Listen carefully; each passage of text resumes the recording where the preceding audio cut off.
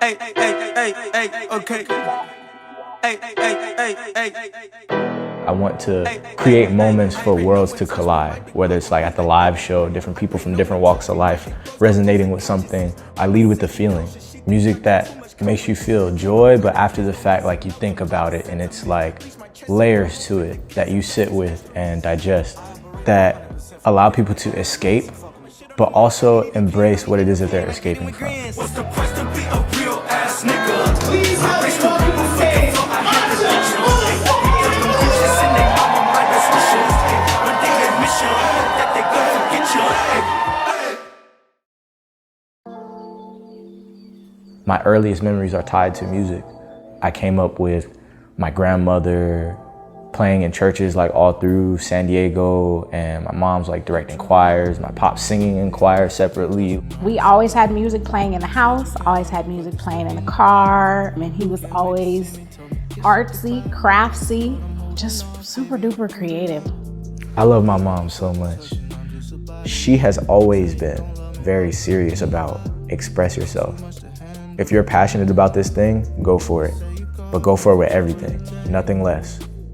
There were certain moments of like hardship and my family kind of bounced around. Like it was like me, my mom's and my sister for most of the time.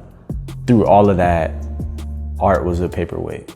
And that's why it's so like important for me as things like move all over the place.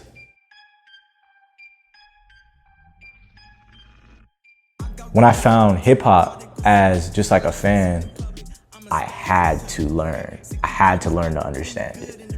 I dove into it head first and I started making beats that way. I was helplessly trying to get people to rap over my beats. Like none of them were down. And at the time, this is like in high school, so it's like not nothing crazy, but it was enough for me to be like, I need people to rap on these songs and they won't, so I'm gonna do it. Hearing my vocal back alone, like in a closet in my bedroom, was terrifying for me. Cause it's like, oh wow, I really can't hide. My mom's was one of the people that I was probably the most nervous to like express my music to. We weren't living under the same roof at the time, and I got to know him and his experiences through his music. I played her songs that are like directly about things we've been through, things we're going through at the time. And we just both cried, bruh, and it felt so good. This kid is always thinking on a larger scale, writing a song to bring attention to something that may be overlooked. Okay, we have this song, Lonely Nights. That ended up being the building blocks for like just what my world looks and feels like and how to properly express myself. So like when it came time for us to do Zigzagging, it's like having to do with like my feelings of self-doubt and not necessarily understanding my place in the grand scheme and, you know, just being a kid from Moval. It's bringing me closer to a point where I can inspire people who look like me, from family dynamics like mine, who've been trained to like believe, tuck it. I think that's like part of the goal. Being a translator for like some of these feelings that are hard to express. I am me, I'm human. All of these feelings that I have are valid, even if it doesn't like make sense to me, like it's what the fuck I feel.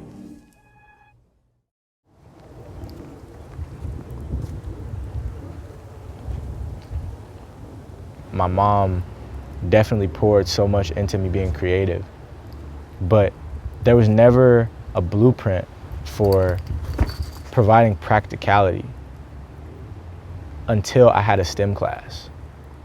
It was like this window just opened up and this light came in.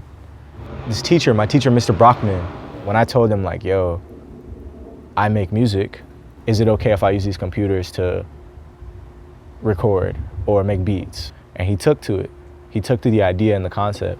Superintendent came to visit, and one way or another, we got him to believe in it enough, and he provided the funding for us to get 10, 12 iMacs, MIDI keyboards, and all the tools that we needed to get started. Everything that I wanted when I first started making beats was in this class.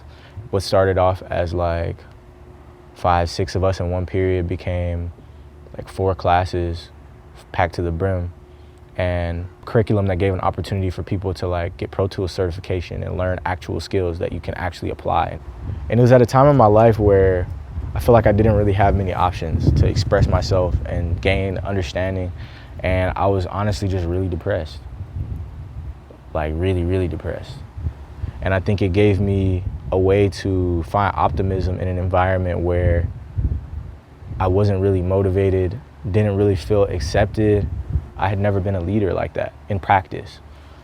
And like we planted a seed for something that I hope goes on for years and years, providing an opportunity for kids to escape, but also like fall into something that becomes the main thing, that becomes the work, that becomes the like passion and the love and all of that stuff is really special and provides some of the foundation for ideas like Waiting Room.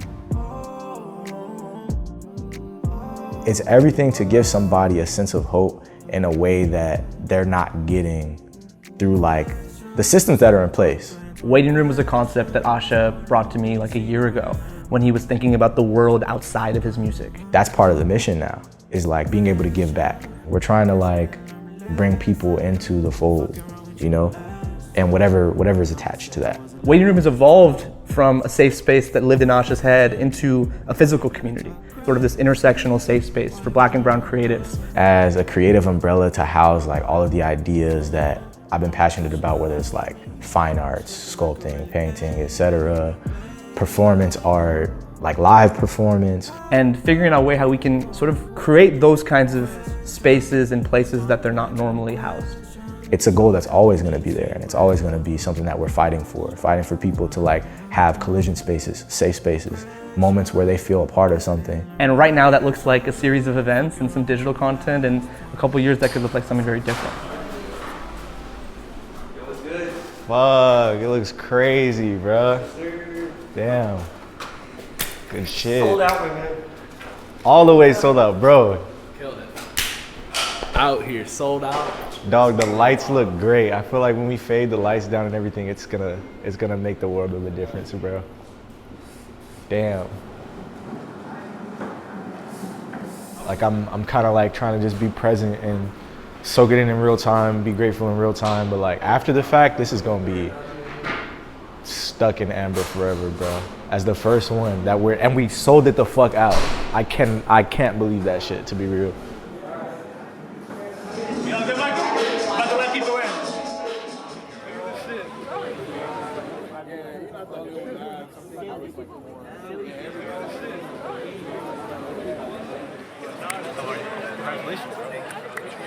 Are we ready? Yeah, I'm fucking ready. This is the first Waiting Room ever, the first Kogo event ever.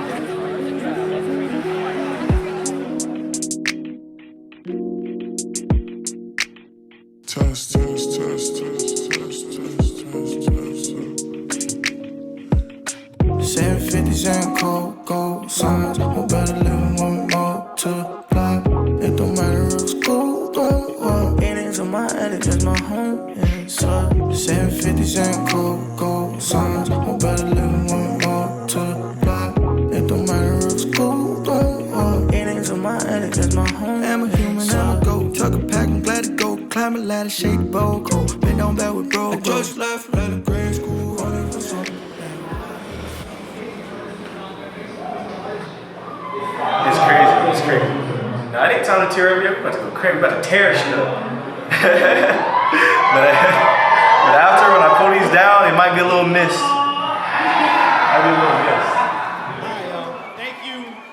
Thank you so much for coming out tonight, for real. And all that I hope is that y'all go fucking crazy, not only when he comes out, but throughout the entire performance. So with no further ado, please help me welcome to the stage, Asha motherfucking Emudo! Let's fucking go!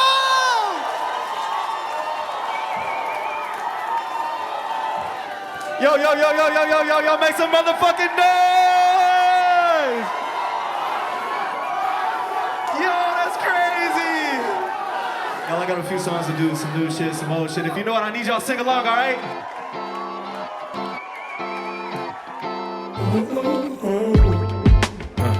Yeah, that brown liquor ain't your best friend, but you grip on Casamigo like your left hand. You know just what you was when you crept in, a walking contradiction. Another lovely lost soul dipped in chrome and Christian. Little baby busting to the bone, but she's so dismissive. See, like I'm sweet, I brought that sugar enough to go the distance. Still sipping slow because you know you're not that slow to feel it. Like The idea of having 250 people come out to participate in this idea that just lived in our head, that was all centered around giving money to the Melanin Youth Foundation, that was all centered around highlighting our homies' art. And on a Friday night in Los Angeles, we sold that out. Performing at Waiting Room, maybe the happiest moment of my life, like most fulfilling moment of my life. I'm overwhelmed with pride and joy, seeing him in his element, doing his thing. Like, this is my baby. They're like, woo, woo. And you know, if you're ever at one of his shows, I'm that crazy lady in the front. I will be right there. Yep. Being here to experience that is special. Thank you for having, like, these are the thoughts of people coming to me after the set is like, yo, y'all are doing something special, keep doing it. And just smiles, so many smiles. Y'all seen them. If I had to pick like an overarching theme or goal, it's like grow and bring people with me to grow with me. Music has always kind of been a means to feel not just comfort, but also like belonging. So being able to provide that for somebody else is like much more than just the music itself.